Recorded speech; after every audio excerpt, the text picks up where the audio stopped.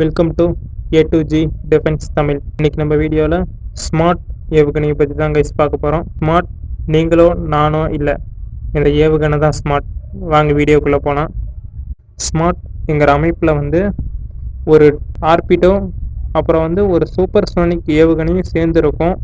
இது வந்து இந்திய கடற்படைக்காக உருவாக்கப்பட்டது. இது வந்து முக்கியமாக இந்திய இராணுவத்துக்காக வந்து DRDO உருவாக்குனாங்க. இது வந்து எந்த மாதிரி ஏவுகணைனா long range supersonic anti submarine missile என்கிற வகையில் தான் இது வரும். நம்ம DRDO வந்து May 1, 2024 வந்து ஒடிசா கடற்கரையில் டாக்டர் APJ அப்துல் கலாம் தீவில் வந்து சூப்பர் சோனிக் ஏவுகணையோட உதவியால் ஆர்பிட்டோவை வந்து, அதாவது ஸ்மார்ட் அமைப்பை வந்து சோதனை செஞ்சுருக்காங்க.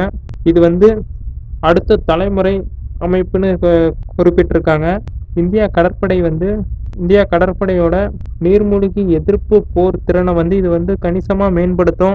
இந்த ஸ்மார்ட் அமைப்பு வந்து ஒரு ஷார்ட் ரேஞ்ச் இருக்கிற ஆர்பிட்டோவை வந்து ரொம்ப தூரத்துக்கு வந்து இது கொண்டு சேர்க்குது. இதில் வந்து 2 ஸ்டேஜ் சாலிட் ஃபியூவல் சிஸ்டம் வந்து பொருத்தியிருக்காங்க. ஃபஸ்ட்டு இருக்கிற சாலிட் ஸ்டேஜ் வந்து எலக்ட்ரோ மேக்னெட்டிக் ஆக்சிசேஷன் சிஸ்டம்னு ஒன்று பொருத்தியிருக்காங்க. அதுவும் இல்லாமல் வந்து இது வந்து துல்லியமாக இலக்குகளை வந்து அந்த ஆர்பிட்டோ தாக்குறதுக்காக வந்து சில அமைப்புகள் வந்து இதில் பொருத்தியிருக்காங்க.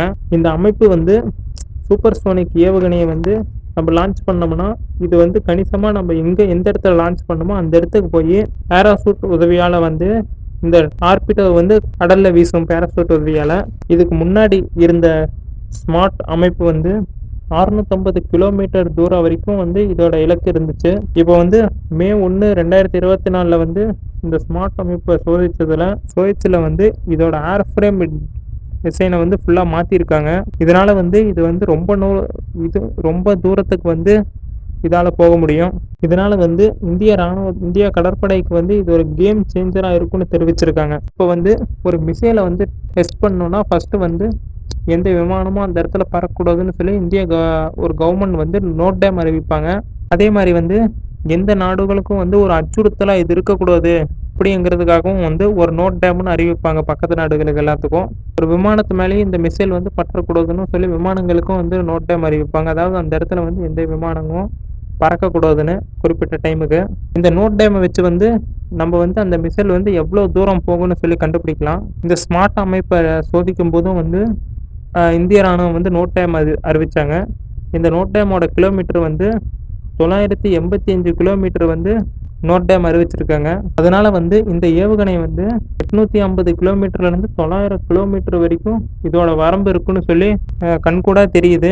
அதை தான் குறிப்பிட்டும் இருக்காங்க. இப்போ நம்ம டெஸ்ட் பண்ண சூப்பர் சோனிக் ஏவுகணை வந்து ஸ்மார்ட் சூப்பர் சோனிக் ஏவுகணை வந்து அதிகமான தூரத்தை வந்து கொண்டிருக்கு. இது வந்து இந்திய கடற்படைக்கு வந்து ஒரு கேம் சேஞ்சராகவும் இருக்குன்னு வந்து குறிப்பிட்டிருக்காங்க. இதை வந்து நம்ம டெஸ்ட் பண்ணுறதுனால ரொம்ப தூரத்தில் இருக்கிற நீர்மூழ்கி கப்பலையும் வந்து இதால் அடுக்க முடியும்னு வந்து நம்ம எடுத்து காமிக்கிறோம். இந்தியாவோட கடற்பகுதி வந்து ரொம்ப பெருசாக இருக்குது. அதனால வந்து நம்மளுக்கு வந்து பெரிய கடற்படை தேவைப்படுது.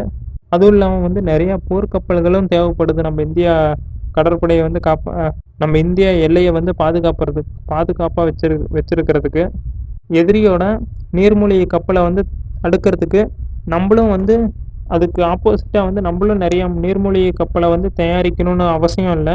இந்த மாதிரி ஏவுகணைகளை நம்ம தயாரித்தாலே போதும். ஏன்னா வந்து இந்த ஏவுகணை வந்து கிட்டத்தட்ட எதிரியோட நீர்மூழ்கி கப்பலை வந்து தடுக்கிற மாதிரி தான் இதை வடிவமைப்பு பண்ணியிருக்காங்க. கிட்டத்தட்ட ஒரு 900 கிலோமீட்டருக்கும் வந்து அந்த பக்கம் இருந்து இந்த ஏவுகணையால் வந்து ஒரு டார்பிடோவை வந்து லான்ச் பண்ணி அந்த இடத்துல வந்து எதாவது நீர்மூழ்கி கப்பல் இருக்கான்னு இதை கண்காணிப்பில் ஈடுபட முடியும். அப்படி இருந்துச்சுன்னா வந்து இதால் வந்து இந்த டார்பிடோவால் அதை அட்டாக் பண்ணவும் முடியும். இந்த மாதிரி சிஸ்டம்ஸ் வந்து இந்தியா கடற்படை பாதுகாப்பு திறனை வந்து மேம்படுத்துது.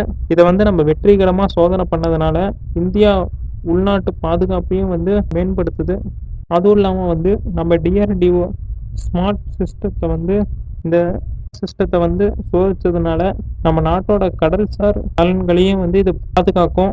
இந்திய கடற்படை ஆயுத களஞ்சியத்துல வந்து இது வந்து மிகப்பெரிய சக்தி இருக்கிற ஆயுதமா வந்து கருதப்படுது.